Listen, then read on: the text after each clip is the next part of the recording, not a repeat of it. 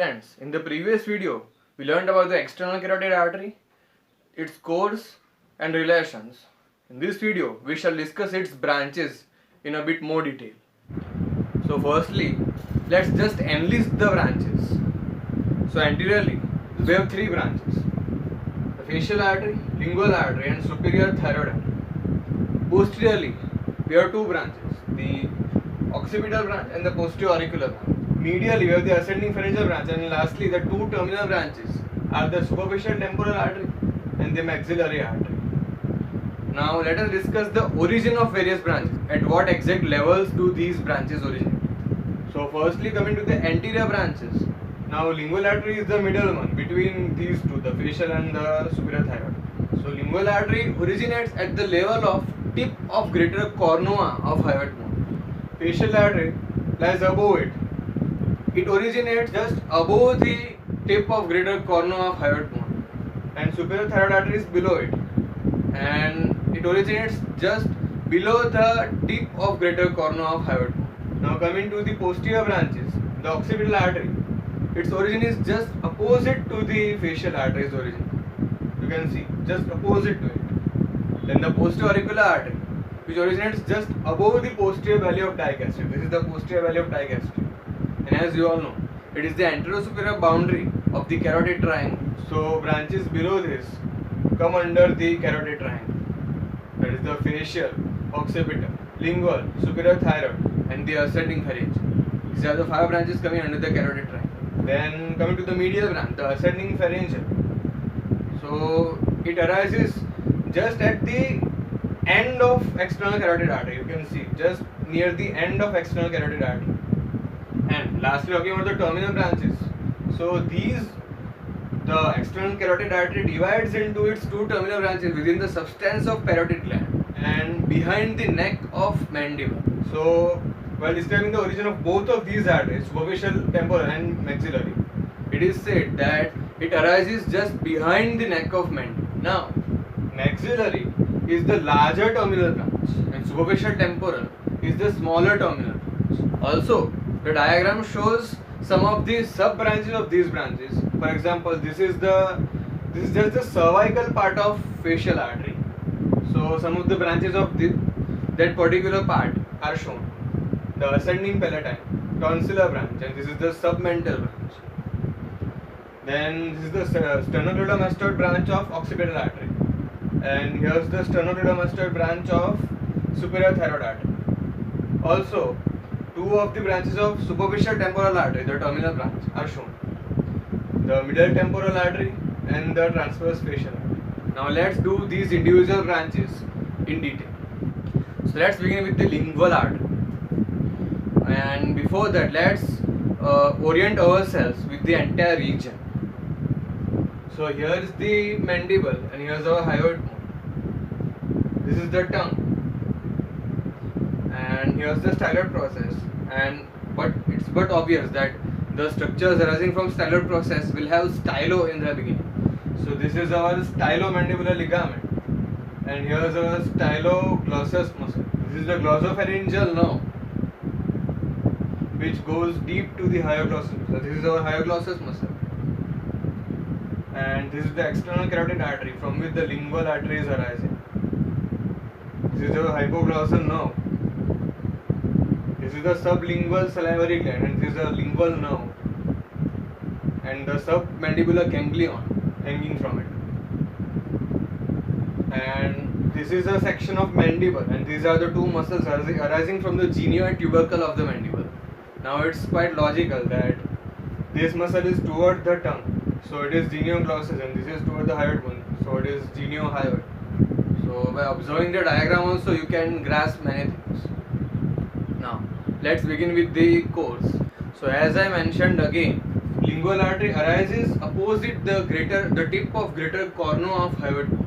Hyoglossus muscle divides lingual artery into three parts. The first part, and it has an upward loop. Now this upward loop allows the movements of hyoid bone. First part lies in the carotid triangle and it is crossed by the hypoglossal nerve. Now talking about the second part, so it lies deep to the hyoglossus muscle and superficial to the middle constrictor muscle of pharynx, and it runs along the upper border of hyoid bone. Then the third part is also known as deep lingual artery or profunda linguae. So as seen in the diagram, it runs vertically along the anterior border of hyoglossus muscle, and it lies between two muscles of tongue, the genioglossus and the superior longitudinal. Now this is our genioglossus. It is medial to the third part, and laterally we have the superior longitudinal muscle. And this is the fourth part, horizontal part of the lingual artery. It is accompanied by the lingual nerve. So this was about the course of lingual artery. It has three branches: suprahyoid, dorsal lingual, and sublingual. So now, talking about the facial artery. So as I said, facial artery arises above the tip of greater corner of hyoid bone, and it arises in the neck and travels to the face. So it has two parts: a cervical part which is in the neck, and the facial part. This artery is really tortuous. It has a really tortuous course, and there are two reasons for this tortuosity. One is to allow the movements of muscles, like talking about the cervical part. So the tortuosity of facial artery in cervical part allows the movements of muscles of pharynx, and on the face, the tortuosity allows the movement of muscles of facial expression, the facial muscles, and also the movement of lips, cheek, and mandible during mastication, during chewing. The second role is that the artery escapes traction and pressure due to its tortuosity. During this movement, it may experience traction and pressure, but due to tortuosity, it escapes it. So now let's discuss the course of facial artery. So it lies deep to the posterior valley of digastric. We can observe in the diagram depicting the branches of external carotid artery that the cervical part is deep to the posterior valley of digastric, and it lies superficial to the superior constrictor muscle of pharynx. Then it grooves the posterior border of the submandibular gland, and then it has an S bend where it has a downward bend towards the on the submandibular gland, and then it moves up, it bends upwards at the base of mandible, and thus it enters the face. Now let's discuss the branches of cervical part of facial artery. So there are four branches: the ascending palatine branch, submental branch, tonsillar branch, and the glandular branch. And the ascending palatine and submental are given in a bit detail. So let's discuss them. So firstly, beginning with the ascending palatine artery. So it arises just at the origin of facial artery. It ascends upwards between the styloglossus and stylopharyngeus muscles and lies along the upper border of superior constrictor muscle of pharynx, and it supplies the root of tongue and tonsils.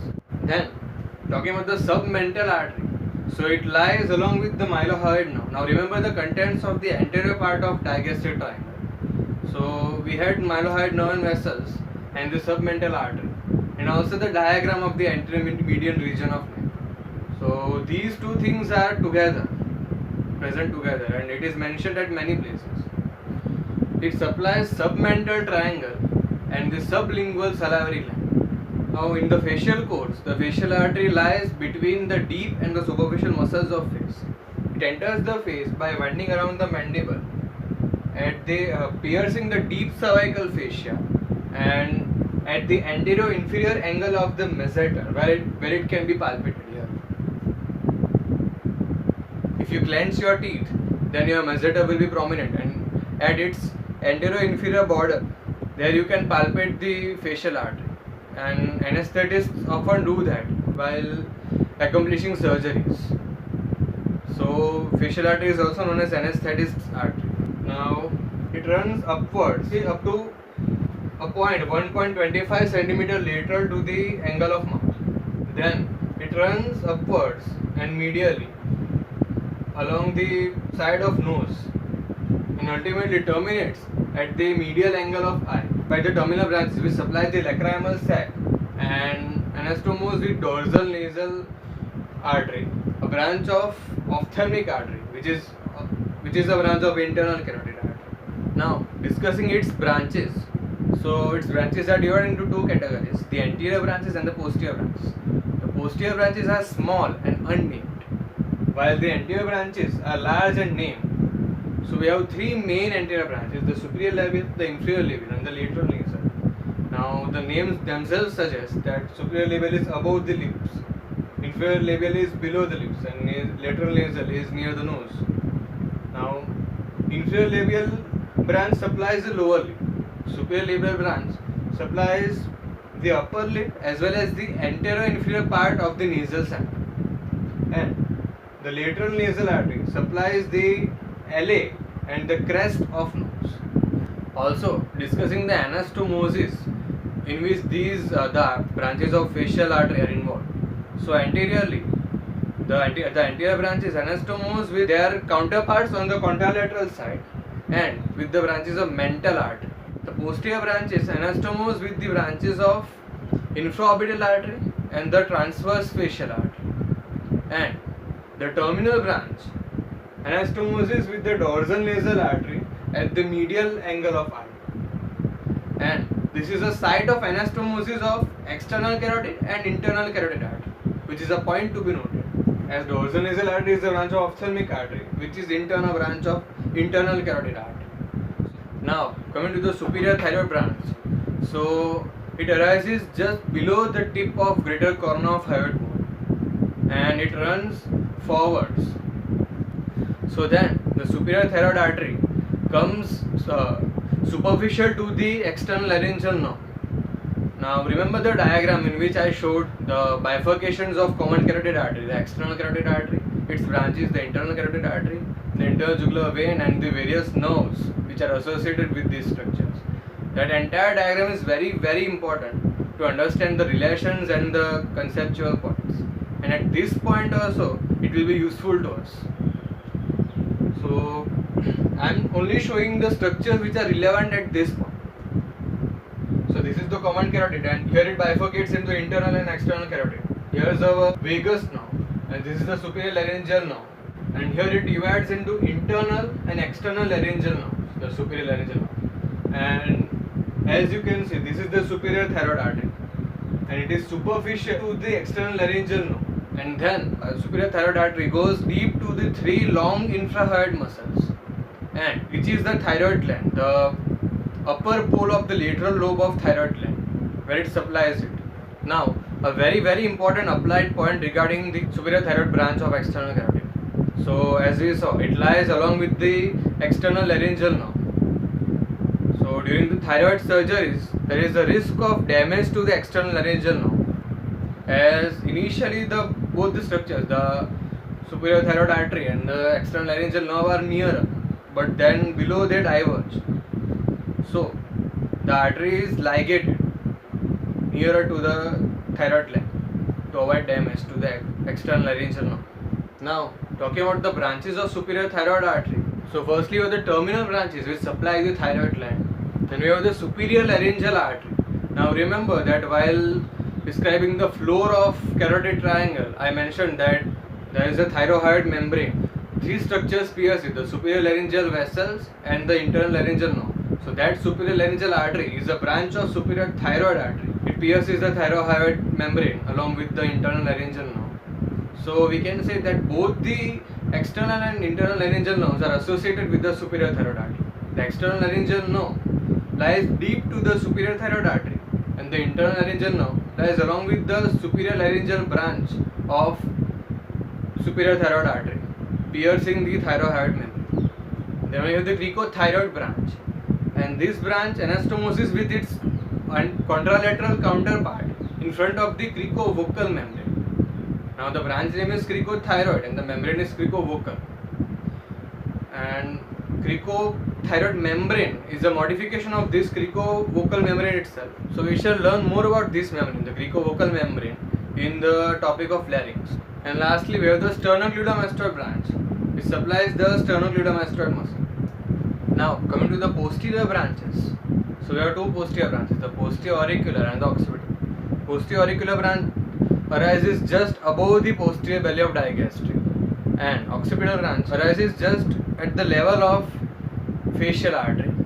Apart from terminal branches, occipital artery has two sternocleidomastoid branches, an upper sternocleidomastoid branch and a lower sternocleidomastoid branch. The upper sternocleidomastoid branch is accompanied by the accessory nerve, and the lower sternocleidomastoid branch arises just at the origin of occipital artery, and also it is crossed at its origin by the hypoglossal nerve. So now we shall discuss the terminal branches of the external carotid artery. So in the substance of parotid gland, the external carotid artery gives its two terminal branches behind the neck of mandible. The larger one is the maxillary artery and the smaller one is the superficial temporal artery. Now this is just a schematic diagram, and the maxillary artery is a very large artery and it extends into the infratemporal region. But just for schematic representation it is shown like this. So firstly talking about the maxillary artery. So it runs deep to the neck of mandible and enters the infratemporal region where it is studied later on. And then talking about the superficial temporal artery, it extends upwards 5 cm upward to the zygoma. Now what is zygoma? Zygoma is the pre-auricular point, the point just anterior to your ear or the tragus of your ear, where you can feel the superficial temporal artery, where it can be palpated. Just touch here, you can feel some pulsations. Yes, these pulsations are of superficial temporal artery. So 5 cm from this point, above this point, the artery divides into anterior and posterior branches, and the anterior branch supplies the scalp and temple and anastomosis with supracochlear and supraorbital branches. So talking about the branches of superficial temporal artery, we have some terminal branches which supply the scalp, the facial muscles, temple, auricle and the parotid gland. Then we have a middle temporal artery which runs deep to the temporalis muscle in the temporal region, and we have the transverse facial artery which comes out of the anterior border of the parotid gland, you can see here. So discussing the transverse facial artery, so it runs forwards and it lies between the zygomatic arch and the Stensen's duct, the duct of parotid gland, along with the upper buccal branch of facial nerve, and it supplies the duct of parotid gland, the parotid gland itself, masseter and the overlying skin. So this was all about the branches of external carotid artery. I hope you enjoyed learning with me. Thanks for